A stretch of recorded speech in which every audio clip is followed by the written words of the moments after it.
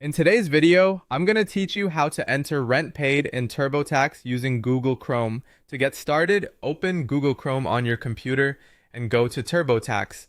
Once you're there, sign into your account and make sure you're in the correct tax return before continuing. If you have more than one return started, it's a good idea to quickly confirm you're opening the right one so you don't enter information in the wrong place. After you're signed in, look for the deductions and credits section. This is where TurboTax groups many common tax-related entries, and it's the best place to begin when you're trying to add information that could affect your return. Click into that section and give the page a moment to load fully, especially if your browser is taking a little longer than usual. From there, scroll down until you find the area related to your home or state taxes. This part is important because rent deductions are generally not handled the same way on the federal return. Instead, they're commonly addressed only on certain eligible state returns, such as California, New Jersey, or Minnesota. So if you don't immediately see a federal rent deduction option, that's normal.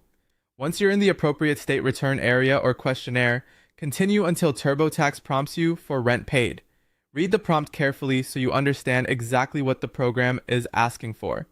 In most cases, you'll want to enter the total amount of rent you paid during the tax year based on your records. It's helpful to have your lease documents, payment history, or year-end summary nearby so you can enter the amount accurately and avoid needing to come back and correct it later. Type in the total rent paid when prompted, then review the number before moving on. Make sure it reflects the full amount requested in the question and that you haven't accidentally entered a monthly amount instead of the yearly total. Small input mistakes can affect how your state return is calculated, so taking a few extra seconds here can save time later. After entering the information, continue through the rest of the state return questionnaire as usual. If your state qualifies for a rent-related credit or deduction, TurboTax will usually apply it based on your answers.